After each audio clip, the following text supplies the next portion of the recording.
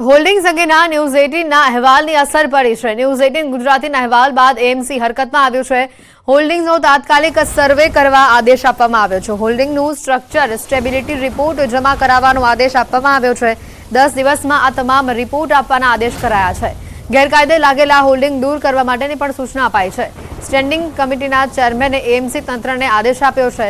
2000થી વધુ ખાનગી હોલ્ડિંગ્સ હોવાનું સામે આવ્યું છે, જ્યારે 250 જેટલા એએમસી સાઇટના હોલ્ડિંગ્સ છે। વિશાળ વૃક્ષો સર્વે કરી ટ્રીમિંગ તેનું કરાશે। 15મી મેથી 15મી જૂન સુધી ગાર્ડન વિભાગ સર્વે કરી વૃક્ષોનું ટ્રીમિંગ કરશે।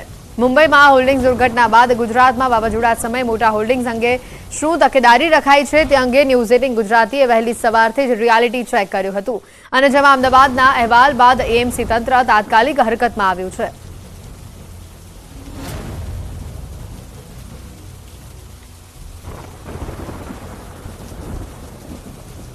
તમામ હોર્ડિંગ્સો જે છે પ્રાઇવેટ સાઇડના લગભગ 2000 જેટલા અને ટેન્ડર સાઇડ ઉપર લગભગ 250 જેટલા જે હોર્ડિંગ આવ્યા છે, તમામ એજન્સીઓને એના સ્ટ્રક્ચરલ સ્ટેબિલિટી સર્ટિફિકેટ ચેક કરવા માટેનું અને કોર્પોરેશનમાં જમા કરાવવા માટેનું કહેવામાં આવ્યું છે।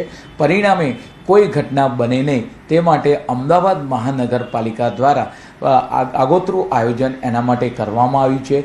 તદુપરાંત જે ઘટાદાર વૃક્ષો છે એની પણ ચર્ચા કરવામાં આવી હતી। એને 15 મેથી 15 જૂન સુધી એનો સર્વે કરવામાં આવશે। ખેડા જિલ્લા વહીવટીતંત્ર દ્વારા પ્રી મોન્સૂનની કામગીરીને લઈને તંત્ર એલર્ટ થયું છે। જિલ્લા કલેક્ટર અમિત પ્રકાશ યાદવની અધ્યક્ષતામાં કલેક્ટર કચેરી નડિયાદ ખાતે બેઠક યોજાઈ।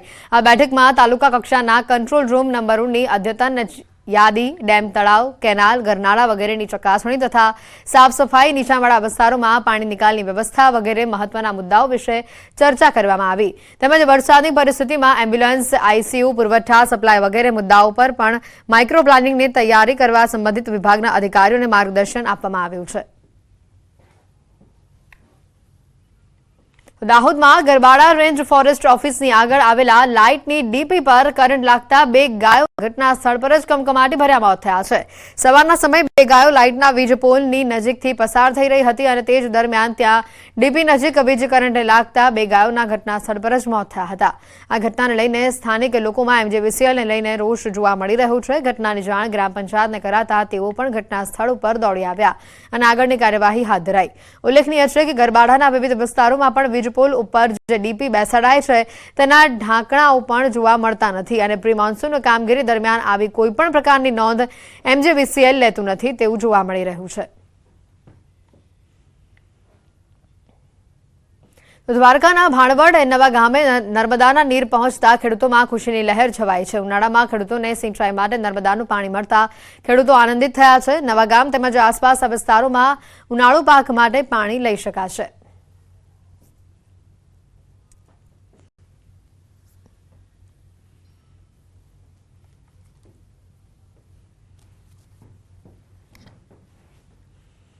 ચાર વાગ્યા સુધીમાં આ 13 જિલ્લાઓમાં વરસાદ વરસી શકે છે અને તેમાં ગાંધીનગર, મહેસાણા, સાબરકાંઠામાં આગાહી છે, તો આ તરફ અરવલ્લી, મહીસાગર અને પંચમહાલ માટે પણ આગાહી કરાઈ છે।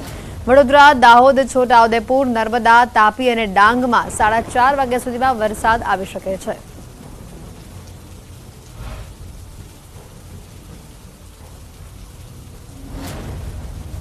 ગુજરાતના ઘણા ભાગોમાં આજે પણ વરસાદ થઈ શકે છે। તેજ પવન, ગાજવીજ સાથે આજે પણ વરસાદની આગાહી છે। અમદાવાદ વાસીઓ આજનો દિવસ સાવધાન રહેજો। અમદાવાદમાં આજે પણ થંડરસ્ટ્રોમ એક્ટિવિટીની આગાહી છે। આજે ગુજરાતના 4 જેટલા જિલ્લાઓમાં થંડરસ્ટ્રોમ એક્ટિવિટી થઈ શકે છે। આજે 9 જિલ્લામાં સામાન્ય વરસાદની આગાહી છે। આજે અમદાવાદ, આણંદ, ભરૂચ, સુરતમાં થંડરસ્ટ્રોમ એક્ટિવિટી થઈ શકે છે, તો સુરેન્દ્રનગર, રાજકોટ, અમરેલી, ભાવનગર, ગીર સોમનાથમાં હળવો વરસાદ થઈ શકે છે। આવતીકાલથી 2 દિવસ બનાસકાંઠામાં વરસાદ થઈ શકે છે।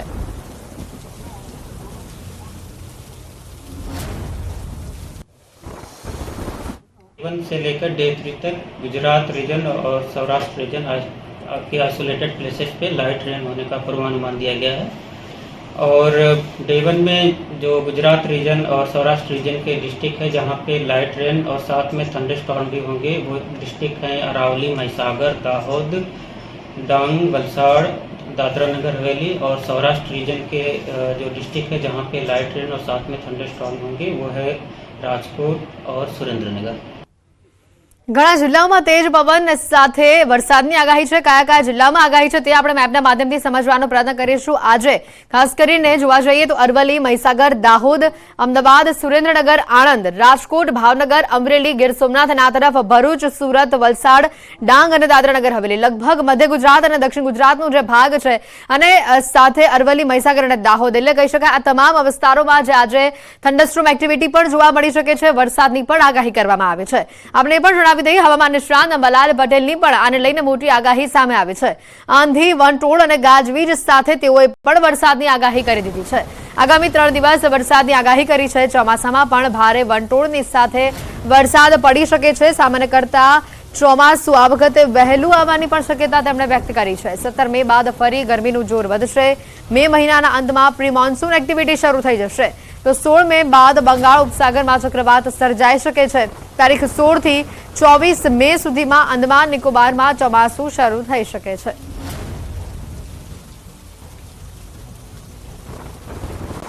હજુ આંધી, વંટોળ અને ગાજવીજ સાથે કેટલાક ભાગોમાં વરસાદ થવાની શક્યતા રહે છે। અત્યારે હાલ દેશના ઉત્તર પૂર્વીય ભાગોમાં વરસાદ થવાની શક્યતા રહે છે। તારીખ 16 સુધીમાં હજુ પણ દેશના ઉત્તરીય પર્વતીય પ્રદેશો સાથે સાથે ગુજરાતના કેટલાક ભાગોમાં પ્રી મોન્સૂન એક્ટિવિટીનો વરસાદ થશે અને આ એક્ટિવિટી ગજબની હશે। આંધી, વંટોળ સાથે આ એક્ટિવિટી થશે। તારીખ 19 મેમાં પણ હવામાન પલટો આવશે। ત્યારબાદ તારીખ 24 મેથી 5મી જૂન વચ્ચે પણ હવામાન પલટો આવશે। આ વખતે અખાતીમાં પવન કોઈ ભાગમાં નૈઋત્યનો હતો, કોઈ ભાગમાં પશ્ચિમનો હતો, જેના કારણે ચોમાસું વહેલું આવવાની શક્યતા રહે છે। મેના અંતમાં અને જૂનની શરૂઆતમાં અરબી સમુદ્રમાં ચક્રવાત સર્જાવાની શક્યતા રહે છે। હોલ્ડિંગ્સ અંગેના ન્યૂઝ 18ના અહેવાલની અસર પડી છે। ન્યૂઝ 18 ગુજરાતીના અહેવાલ બાદ એએમસી હરકતમાં આવ્યું છે। હોલ્ડિંગ્સનો તાત્કાલિક સર્વે કરવા આદેશ આપવામાં આવ્યો છે। હોલ્ડિંગનું સ્ટ્રક્ચર સ્ટેબિલિટી રિપોર્ટ જમા કરાવવાનો આદેશ આપવામાં આવ્યો છે। 10 દિવસમાં આ તમામ રિપોર્ટ આપવાના આદેશ કરાયા છે। ગેરકાયદે લાગેલા હોલ્ડિંગ દૂર કરવા માટેની પણ સૂચના અપાઈ છે। સ્ટેન્ડિંગ કમિટીના ચેરમેને એએમસી તંત્રને આદેશ આપ્યો છે। 2000થી વધુ ખાનગી હોલ્ડિંગ્સ હોવાનું સામે આવ્યું છે, જ્યારે 250 જેટલા એએમસી સાઇટના હોલ્ડિંગ્સ છે। વિશાળ વૃક્ષો સર્વે કરી ટ્રીમિંગ તેનું કરાશે। 15મી મેથી 15મી જૂન સુધી ગાર્ડન વિભાગ સર્વે કરી વૃક્ષોનું ટ્રીમિંગ કરશે।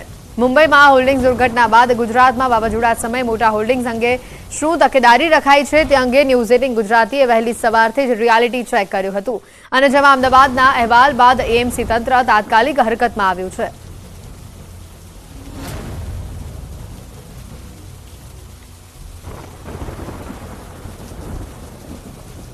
તમામ હોર્ડિંગ્સો જે છે પ્રાઇવેટ સાઇડના લગભગ 2000 જેટલા અને ટેન્ડર સાઇડ ઉપર લગભગ 250 જેટલા જે હોર્ડિંગ આવ્યા છે, તમામ એજન્સીઓને એના સ્ટ્રક્ચરલ સ્ટેબિલિટી સર્ટિફિકેટ ચેક કરવા માટેનું અને કોર્પોરેશનમાં જમા કરાવવા માટેનું કહેવામાં આવ્યું છે।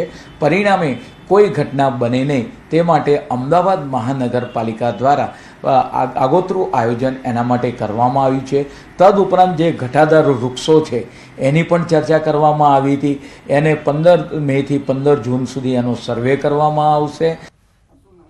ખેડા જિલ્લા વહીવટીતંત્ર દ્વારા પ્રી મોન્સૂનની કામગીરીને લઈને તંત્ર એલર્ટ થયું છે। જિલ્લા કલેક્ટર અમિત પ્રકાશ યાદવની અધ્યક્ષતામાં કલેક્ટર કચેરી નડિયાદ ખાતે બેઠક યોજાઈ। આ બેઠકમાં તાલુકા કક્ષાના કંટ્રોલ રૂમ નંબરોની અદ્યતન યાદી, ડેમ, તળાવ, કેનાલ, ગરનાળા વગેરેની ચકાસણી તથા સાફ સફાઈ, નીચાણવાળા વિસ્તારોમાં પાણી નિકાલની વ્યવસ્થા વગેરે મહત્વના મુદ્દાઓ વિશે ચર્ચા કરવામાં આવી। તેમજ વરસાદની પરિસ્થિતિમાં એમ્બ્યુલન્સ, આઈસીયુ, પુરવઠા, સપ્લાય વગેરે મુદ્દાઓ પર પણ માઇક્રો પ્લાનિંગની તૈયારી કરવા સંબંધિત વિભાગના અધિકારીઓને માર્ગદર્શન આપવામાં આવ્યું છે। દાહોદમાં ગરબાડા રેન્જ ફોરેસ્ટ ઓફિસની આગળ આવેલા લાઇટની ડીપી પર કરંટ લાગતા 2 ગાયો ઘટના સ્થળ પર જ કમકમાટી ભર્યા મોત થયા છે। સવારના સમયે 2 ગાયો લાઇટના વીજ પોલની નજીકથી પસાર થઈ રહી હતી અને તે જ દરમિયાન ત્યાં ડીપી નજીક વીજ કરંટે લાગતા 2 ગાયોના ઘટના સ્થળ પર જ મોત થયા હતા। આ ઘટનાને લઈને સ્થાનિક લોકોમાં એમજીવીસીએલને લઈને રોષ જોવા મળી રહ્યો છે। ઘટનાની જાણ ગ્રામ પંચાયતને કરાતા તેઓ પણ ઘટના સ્થળ ઉપર દોડી આવ્યા અને આગળની કાર્યવાહી હાથ ધરાઈ। ઉલ્લેખનીય છે કે ગરબાડાના વિવિધ વિસ્તારોમાં પણ વીજપોલ ઉપર જે ડીપી બેસાડાય છે તેના ઢાંકણાઓ પણ જોવા મળતા નથી અને પ્રી મોન્સૂન કામગીરી દરમિયાન આવી કોઈપણ પ્રકારની નોંધ એમજીવીસીએલ લેતું નથી તેવું જોવા મળી રહ્યું છે। તો દ્વારકાના ભાણવડ નવા ગામે નર્મદાના નીર પહોંચતા ખેડૂતોમાં ખુશીની લહેર છવાઈ છે। ઉનાળામાં ખેડૂતોને સિંચાઈ માટે નર્મદાનું પાણી મળતા ખેડૂતો આનંદિત થયા છે। નવા ગામ તેમજ આસપાસના વિસ્તારોમાં ઉનાળુ પાક માટે પાણી લઈ શકાશે।